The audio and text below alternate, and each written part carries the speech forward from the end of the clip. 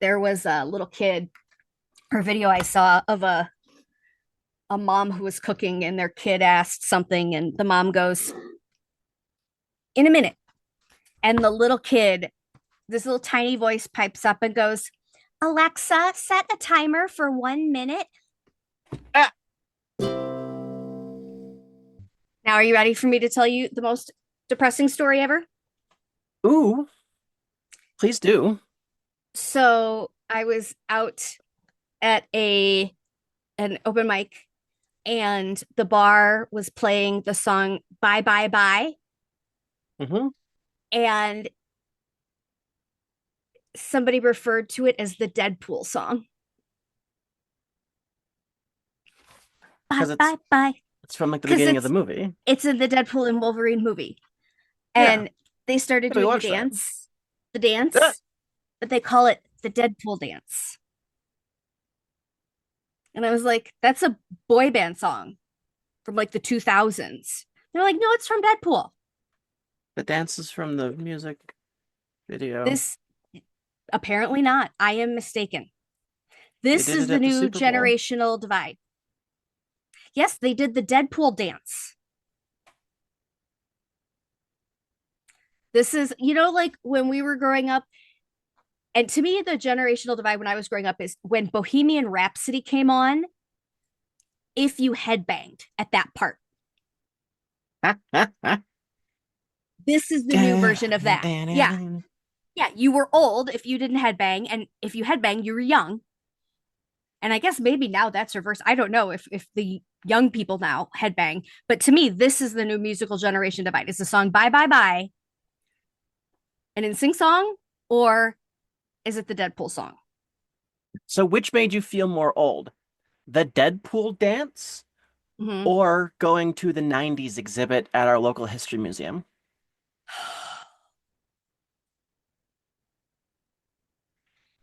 I think the Deadpool dance, because when I went to the 90s exhibit at the museum, I just felt at home. I was just rocking to the playlist, you know? Same. I mean, I it was like, was oh, I know great. this. Yeah. And it brought up, like they had a full blockbuster setup. And, just remembering like going into a blockbuster, it was just full of possibilities and like Hmm. seeing all the tapes out and seeing the one that was further out because it had a tape behind it, meaning it was in stock. Like, Hmm. and I'll have to ask my mom how long we spent at Blockbuster because in my mind, it's hours looking at I, movies. I was talking about the exhibit with a couple of the girls, and my friend Zoe, who's English, was like, "Oh yeah, I remember this, but in a cute English accent. I remember Blockbuster. Yeah, no, we would totally go there on like Friday nights, and you'd wander around for like an hour, and then Yeah, you just leave with some popcorn and some candy." And I'm like, "It crosses the sea." yeah, yeah. I didn't know that. I didn't realize they were international. Should we make a podcast? Let's make a podcast.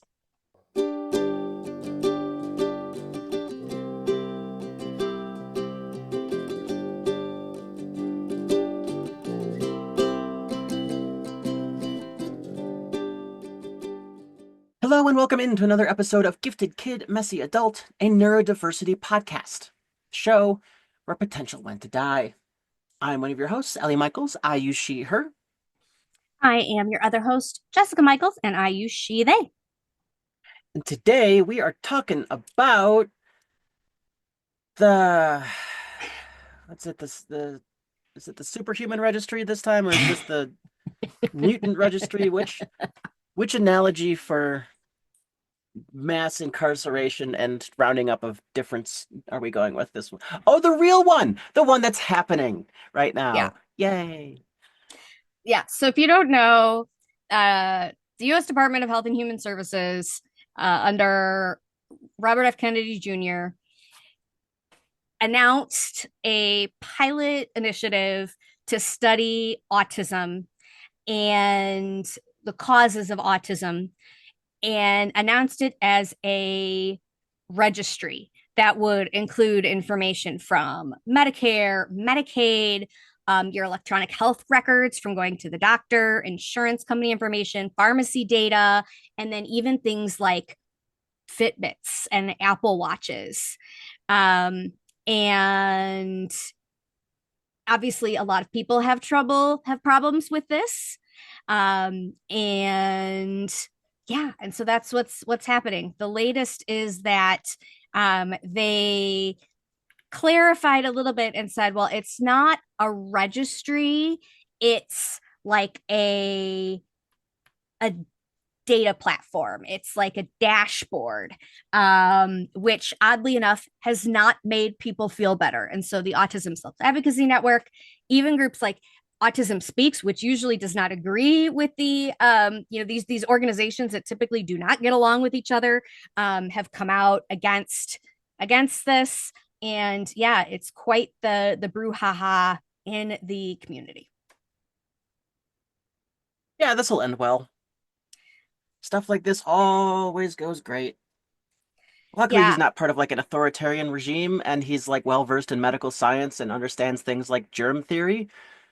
aside from that, and the massive security concerns. I mean, talk about surveillance, and how would you even go about getting information from people's Fitbits? How are you going to identify who's autistic through their smartwatch? Like, what possible good would this information do? How would you get it? So there's all of that. But then, like, I just don't understand how I don't no, I just don't understand. I don't understand what that information could possibly tell you.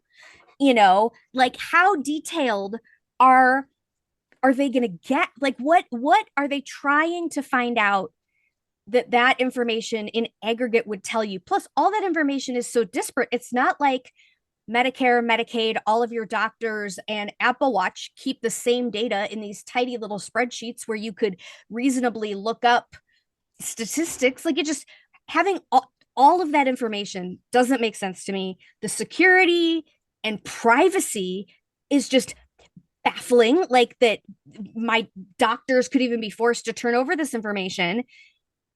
It just makes me never want to go to the doctor ever. Never put on a watch, never go to the doctor, never tell anybody, never seek any type of help because I don't want this information going to the government. This is insane. So that's part of the point. So do you know the thing about the Nazi bar? The Nazi bar? Yeah, Like it's a what? it's an anecdote that's been repeated and attributed to lots of different places and people. It's a guy's at like a punk bar that he's never been to before, and he's sitting at the bar, and a guy walks in and sits down next to him, and the bartender points at him and says, "Get out."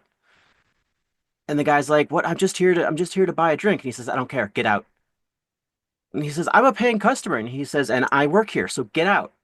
Mm-hmm. And eventually the guy has to leave. And so the new guy asks the bartender, "What's going on? What was that?" He goes, "Oh, he was a Nazi." Really? Yeah, he belongs to like a local Nazi gang. And the thing is, you can't let just one of them in. You cannot let a single one in because once one Mm-hmm. gets in, there's going to be two. Once there's two, there's going to be three. And then before you know it, you're a Nazi bar. And the only people who are willing or safe to drink there are Nazis. So you got to remember that this is not a practice of good faith medicine or data.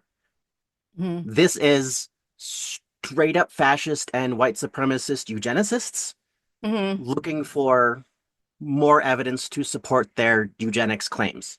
So, first off, dude publicly does not follow germ theory, says that that's not a thing. That's not actually how people get sick. He thinks he follows miasma theory, which has been disproven, and he doesn't actually understand how that works. This was in Mm-hmm. his book, by the way, that he wrote.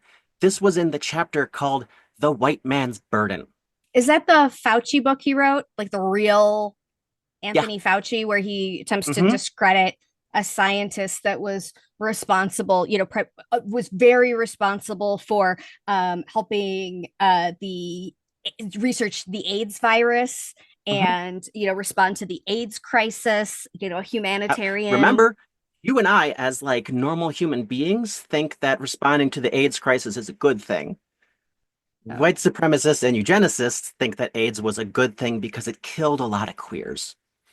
So it's, this dude is also so vocally anti-vax that he got put in this position of power by an openly fascist regime. And the reason he's doing this autism thing is because he wants to point unequivocally with government officials saying vaccines cause autism. mm-hmm, So the data they're gathering doesn't actually matter because they know what their result is going to be. mm-hmm, His whole thing is that there isn't an increase of neurodiversity because of increased um, diagnostic tools. It's because of, quote, a toxin in our environment. mm-hmm. And that toxin, I bet you everything I own will be vaccines. Because the other thing he said, and this is, remember, coming from the people who say that there should be zero social welfare of any kind, no one should be getting government money except for businesses. One of the things is when we find people who have autism or whose family members are autism, they deserve financial recompense from the government. Mm-hmm. So that's openly disincentivizing the government from vaccinating people because it's then going to come back and bite them because you're doing damage of some kind. So the smartwatch data doesn't matter. The fact that it's impossible doesn't matter. The fact that it's a violation of privacy, that they're going to try to repeal HIPAA, that they're going to, and have said they're going to put people who are, quote, addicted to psych meds Yeah, into ADHD, and they camps. specifically highlighted ADHD medicine and antidepressants, among others, going to agricultural camps where we farm and harvest vegetables and eat them, and that will cure us of our addiction, quote unquote addiction. I just don't, you know, that drives me nuts. This idea that if something helps, it's addictive. Like I am addicted to my glasses, then by that Hmm. logic. Hmm. It's like, God forbid we get addicted to all this being better. Ooh, Hmm. it's just so frustrating. But, you know, of the many reasons that autistics and other neurodiversity and disability advocates are up in arms about this is because it again, no autistic people were consulted in this. It's We all can't. being We don't pay talked about, taxes. We can't have dates. We're not real people. you know, even just not consulting the community even a little bit. And as a disability group as a whole, the US government and the disability community, not friends. Not friends generally. No.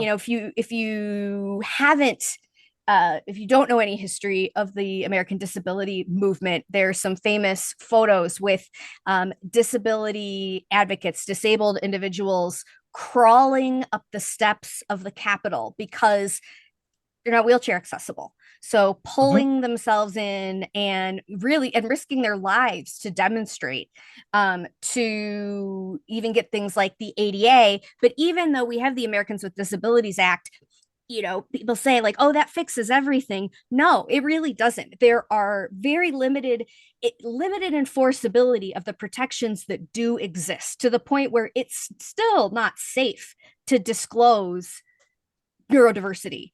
And and it's not, it didn't make everything blanketly accessible. There's still lots of things businesses can do to get out of having to conform to ADA standards. So this is not alarmist. This is coming from a group of people who have had significant dealings with the government and who have lived through promises being made, and we know how the song ends. We've seen the end of this movie. This is not something that that is a, this is just so wrong on so many levels. And they weren't going to ask first. Just scoop up this data from wearables and insurance claims. Um, calling it a data platform, like that makes a difference. Just any argument that anybody has made towards the positivity of something like this is nonsensical to me. And you know, it's just people have asked, well, don't you want a cure? Here's the thing. When you I'm sorry, a pathologize, what? when you pathologize and medicalize autism, first of all, there's lots of bad things that happen.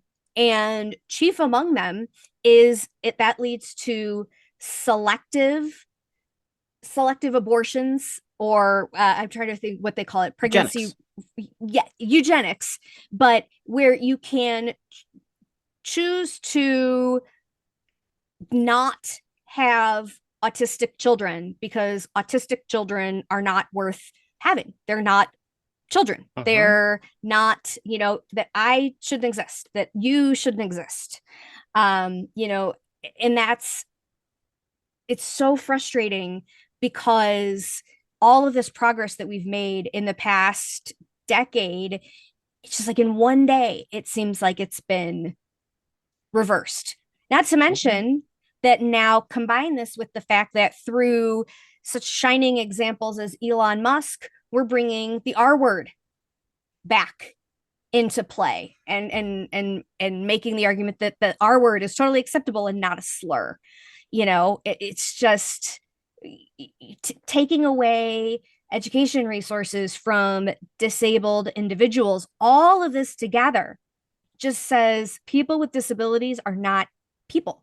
They're not human. We are to be a problem to be dealt with. We're something to be put away. We are a liability. We are not of value. It's eugenics, and that's, I mean, we are not alarmist.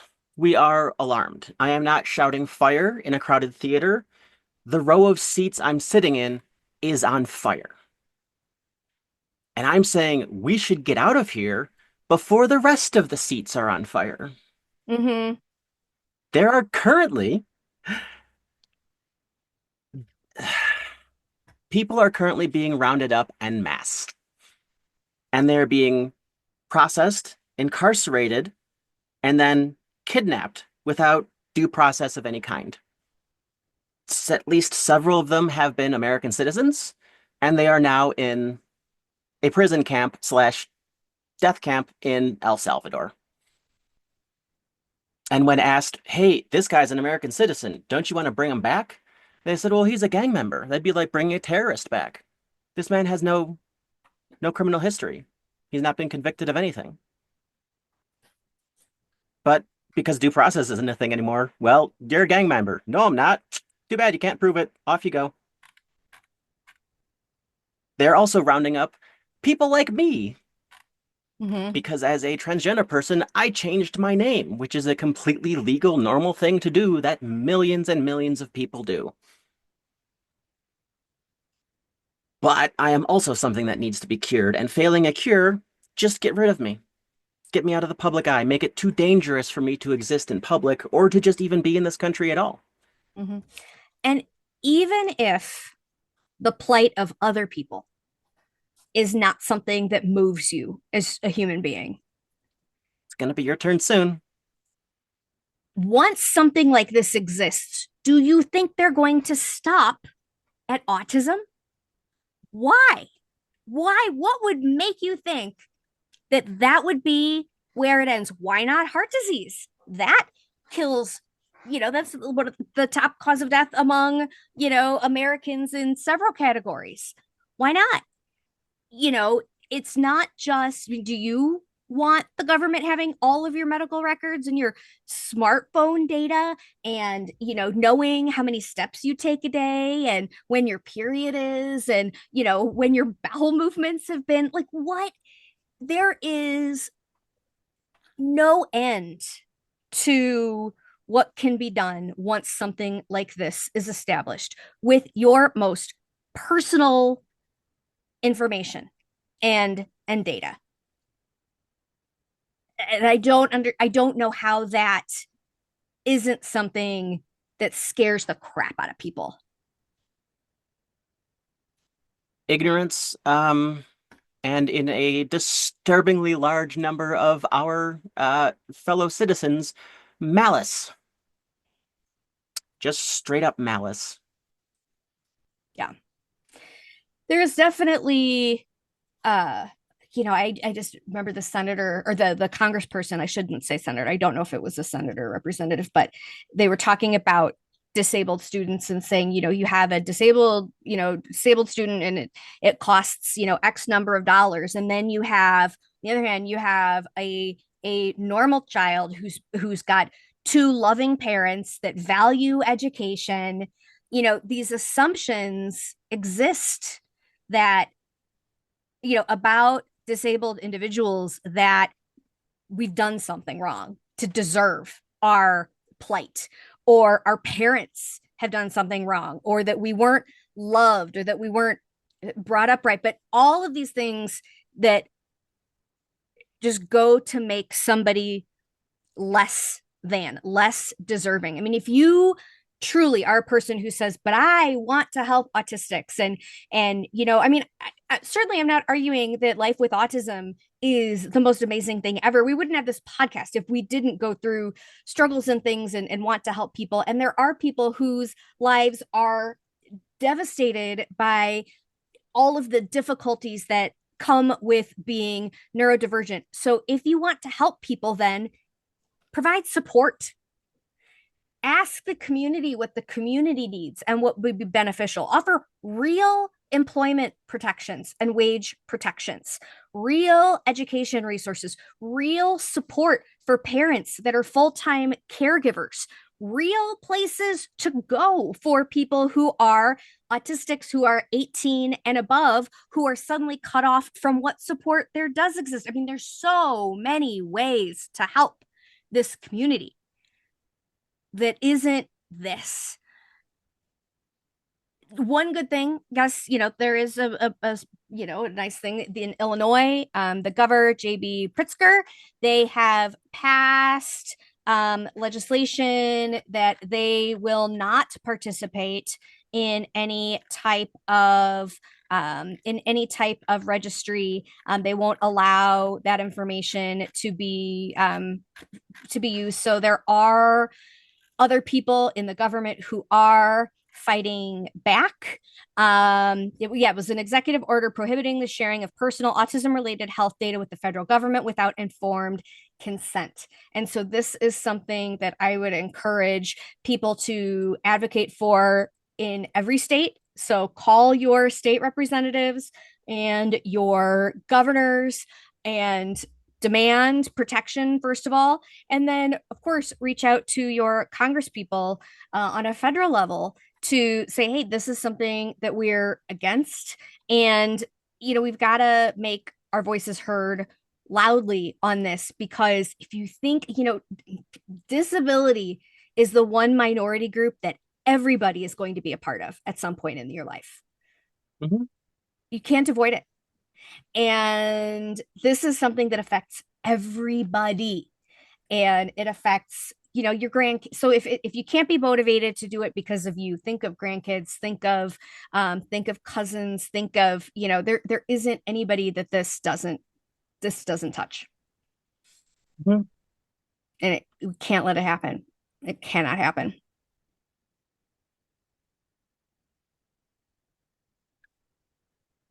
Well, as a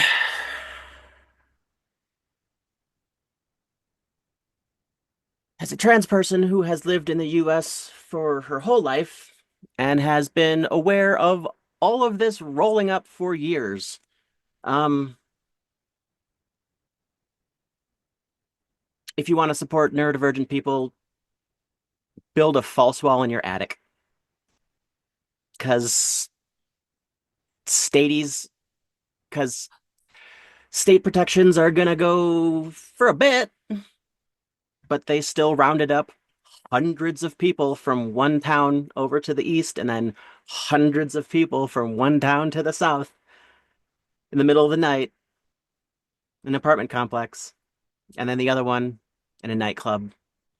And they were able to tell that of the 250 people that they arrested, 100 of them were illegal immigrants. And they were able to figure that out in 3 hours somehow. And now all of those people are in a camp. All connected. It's At all. any point, I might just get picked up by somebody and they say, hey, this information on your license doesn't match the information in our database from your birth certificate. That means that this is fraudulent government paperwork. Come with us. And then no one will see me again. I won't get my phone call. I won't get due process. I do not have the right to an attorney or to stay silent. Someone might figure out that I'm gone in the 2 or 3 weeks that I'll probably be held in a internment camp on the south border. But after that, I'm just gone. Me and every queer person you know, every autistic person you know, every person with ADHD you know. Before long, every person with diabetes, everybody with a history of cancer or heart disease, everybody who tried to vote with not their maiden name. And it just keeps going and going and going until it's your turn. Because first they came for me, and not a lot of people spoke up. So yeah, yeah, we are well through the looking glass and solidly down the barrel of this one. And again, the results don't matter. The data doesn't matter. A lot of my friends who are in InfoSec built threat models for this increasing authoritarian tide of fascism. And most of us said that the data platform, the registry, the big list, that was when we knew it was time to go. Because we'd seen multiple red states trying to put together lists of trans citizens over the past several years, and they all got shot down by the courts. Mm. And now none of the courts are on anyone's side but theirs. Now they There's just handed the data to Elon Musk. The list is made. The list is made. there's this idea that, oh, it wouldn't happen. Somebody would stop it. Who?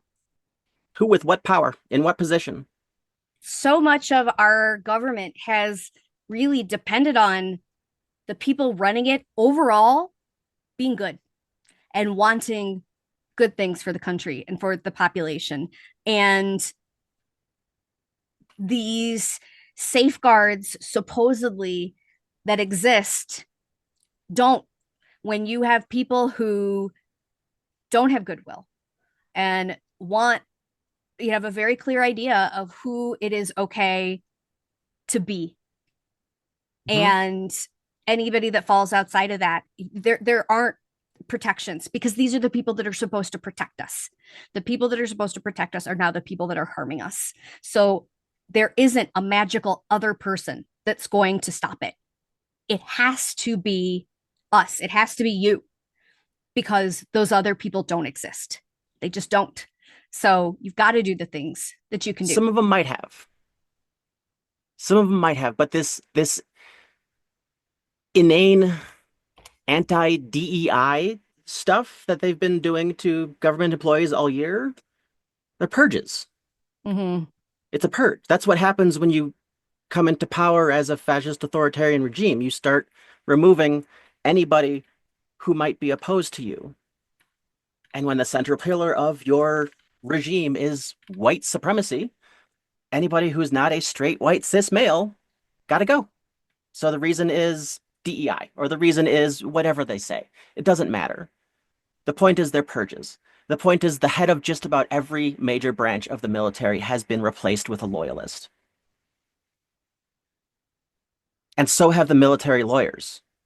Mm-hmm. And next is the troops, Judges, then the judges, then your councilmen, then, you know, school board, school board, school town bus clerk. drivers, Mm-hmm. someone who works in a store that might be queer and a child might show up in the store. There was a law, not sure if it's up anymore, but the point is it got passed and was a thing. It was an anti-drag law, and it said that anyone performing in a business in any way that did not align with their gender assigned at birth, Mm-hmm. that would be counted as drag. Mm-hmm. And if this place was not advertised and properly zoned for these kinds of entertainment, the business would be fined $75,000. It would become a 21 and over establishment with a minimum $15 cover for everyone for the rest of its existence. And the way it's worded is that if you were a trans cashier at a grocery store and you were whistling or humming or basically doing anything, someone could say that you were performing drag. And that business would then basically be put out of business because who's going to go to a 21 and over? Okay, you know what? Actually, a 21 and over grocery store might be fun, but The music would be better.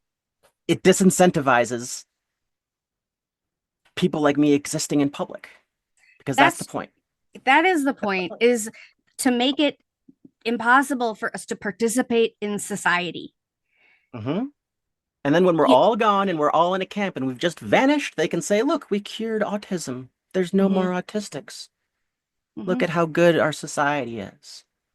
As the purges just roll along and it comes into, I don't know, people who have the same name as one of Elon's exes.